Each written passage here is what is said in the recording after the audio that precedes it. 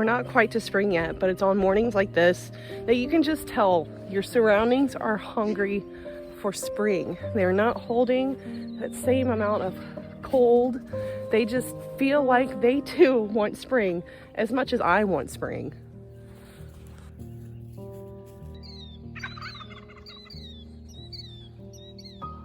You know, normally when I'm making molasses water like this in my kitchen, it usually signifies the beginning of kidding season. And I guess in a way, kidding season has started, but it started on one of those, this is just kind of part of it moment notes, because it's not a happy occasion. It's not the doe that was due first.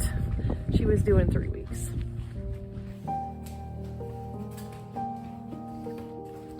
How you doing, Mama? Are you feeling any better? Not really.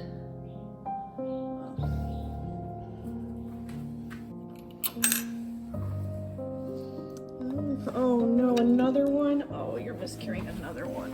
Oh, baby. Baby, I'm so sorry. You had 2 in there, Mama? Oh, bless it. Oh. Little boy, huh? Oh, Mommy, I didn't know you weren't done. Oh, I'm so sorry, my baby. I'm so sorry. Oh, no wonder you weren't feeling good. You thirsty at least, Mama? You want some molasses water? Warm molasses water? No, I'll give you a second. I'll just set it right there. You're okay. You're okay. You're all right. You're chewing cud, which is good. This is really good. Mighty, poor girl. I'll go add him to his sister, I guess.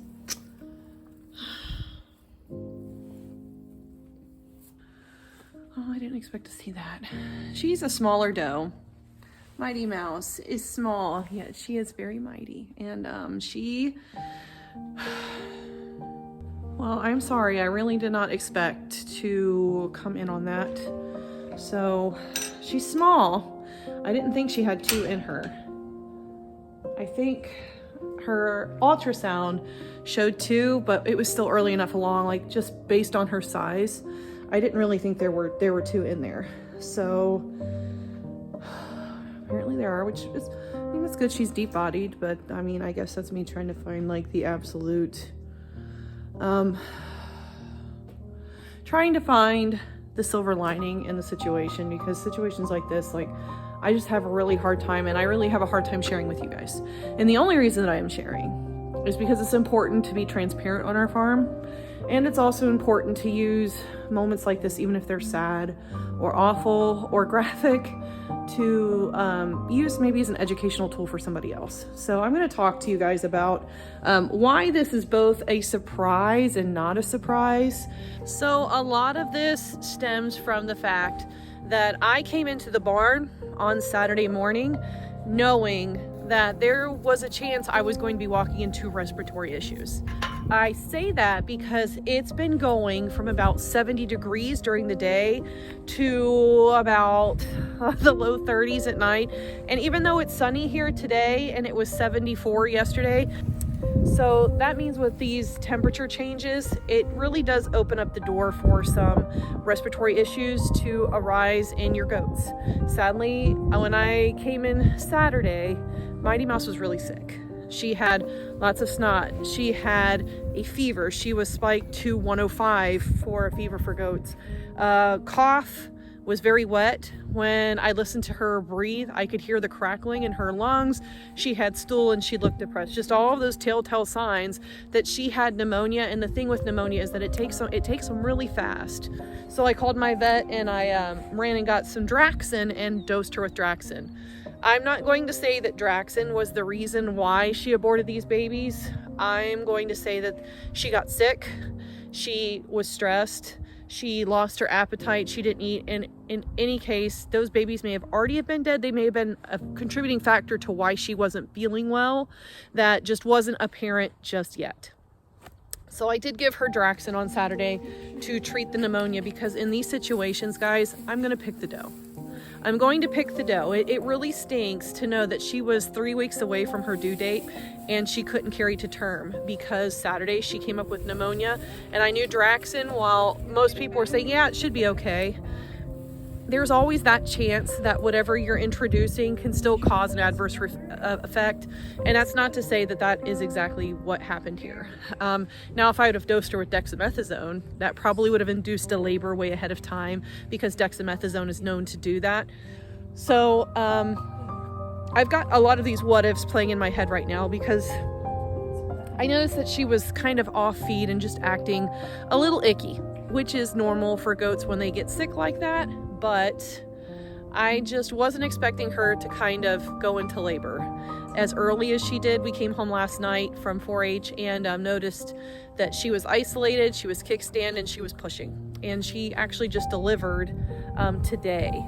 So it's been an entire almost 12 hours since the beginning. But when I scooped her up and brought her to the kidding stall last night, there was no sign after I set her down. She didn't push anymore. I probably interrupted that situation, but I really did think, I'm like, she's pushing, the ligaments are gone, she's definitely experiencing labor right now. I knew they wouldn't be viable last night if she were truly in labor. And the reason for that being is that when kids are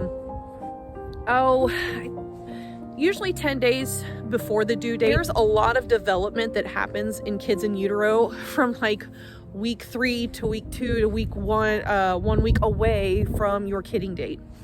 They wouldn't even have known how to like breathe. Their lungs wouldn't have functioned. They probably wouldn't have had a suck reflex. They wouldn't have been able to support their body weight. It really would have been a NICU in my house, which I would have 100% would have done. But these kids looked like they were dead on arrival. They were dead before they were delivered. It's really touch and go for Mighty Mouse right now. I think the prognosis is going to be okay. I think she's going to be fine, but I'm also a little bit guarded just because we're at the beginning of our kidding season. It's not how I wanted it to start, and it's got me all a little bit freaked out. Okay, y'all, this is your fair warning. I'm going to be showing you both of these expired kids just to go over some of the key points that if you had a doe that kidded like this and you weren't sure when she was bred, this is a good way of being able to tell if they were viable or not. Okay, so I can tell, number one, just by looking at this guy, you can kind of tell there's just not a whole lot of development that's finished up here. The ears are really small. There's not a lot of hair in areas where it should be completely and totally covered. But a big sign for me is in the bottom jaw. You can tell there's buds there, but I can't even feel these bottom teeth. You can kind of see them underneath there, but I can't feel anything there. I can feel maybe a little tooth right there, but other than that, all of the teeth on the bottom are not erupted, which tells you that definitely is a preemie. This was not a full-term kid. Now I do have the coverage dates, so I know exactly when Mighty Mouse was bred, which means in turn I know pretty much the exact day that should be her due date, give or take a couple days in either direction.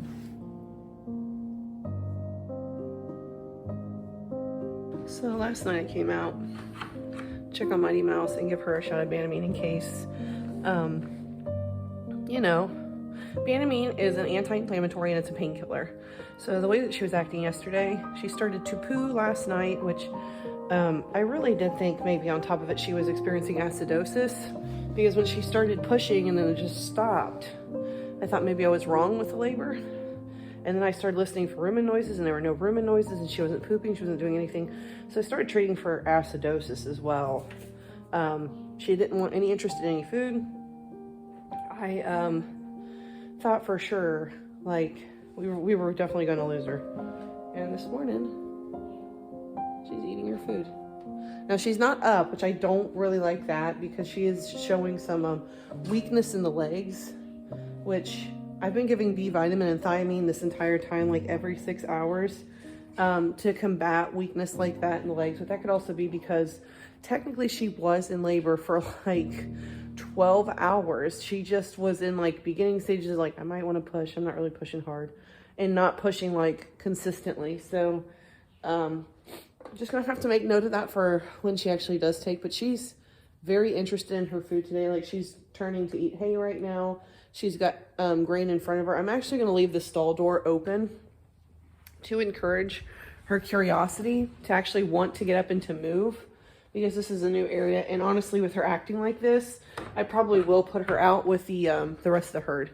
So I'm really glad this morning. That feels like a complete weight off of my shoulders that she's eating, because yesterday she wanted nothing to do with eating, and she's real poochy back in her lady bits, and just the whole depressed, trying to get her through pneumonia on Saturday, and then thinking when she didn't really present her kid after sitting out here for 2 hours with her on Monday night that perhaps maybe we were dealing with acidosis, and that's why she wasn't wanting to eat. There were no rumen sounds, and she just kind of was like acting gross and wasn't passing any type of stool whatsoever, which is very uncommon for goats, especially in the nighttime when they lay down and sleep. It's like they poo in their sleep. So this makes me feel a lot better, and it takes a load off of me leading into kidding season. So God help me get a couple days of good sleep, and that my does have textbook births. All right, it's been like an hour or two. We just dropped off Joe at school. So I'm coming to let the rest of the girls out, and I'm gonna see if Miss Mighty Mouse decided to come out of her stall, because I left the door open in hopes that she would be curious about these surroundings, because she doesn't usually stay over here. You just laid right back down. Ugh. Well, she's getting pushed out today. So, honey, you're gonna have to come out of there. Let's close this. You're gonna have to come out of there. She wants to be under that heat lamp. But your temperature's good. We took your temperature. Hi, baby. Hi, baby. You want any more of that? No? Would you like to get up? I would like for you to get up. You need to be up and moving. You don't need to be laying down. I know, it's hard. When you lay down, you lose all that. You lose that. You're okay. You're okay. Mama's here to help. Mama's here to help. There we go. All right? All right, come on. Let's go this way. Will you come? Come on. Come on. Good girl. Yes, a good girl. Hi, there we go. Good girl. This is good. This is really good. Hi. You're doing good. You want to go outside and see the rest of the girls? Do you, sweetheart? Are you feeling better? Oh, she wants to say hello. Do you want to say hello? This makes me feel so happy. Sometimes I get in almost like a stupor when they're in a stall like this for too long. Hi, donkey donks. Get out here, donkey donks. Get out here, donkey. Come on, my mouse. Come on out. Come on out. Come to mama. And she's trying to itch. There you go. Easy does it. That's a big step. But I know you can do it. Come on. Come on. Come on, baby. You can do it. Good girl. Oh, yes. Good girl. Good girl. Good girl. You're so good. You're so good. All right. I'm going to let the rest of them out. Okay. You wait right here. Yeah. Go find yourself. Oh, that's good. Oh, she's moving so much better. Guys, like seriously, I haven't seen her move this good like for a few days. So I'm wondering maybe if those kids were dead long enough that was making her sick. I don't know. But it's good to see her out moving around, because they do, when they get in stalls like this, you don't want them to kind of sit stagnant for too long. I mean, there is such a thing as them losing the will to survive. And honestly, for goats, it is really good for them to sometimes have competition.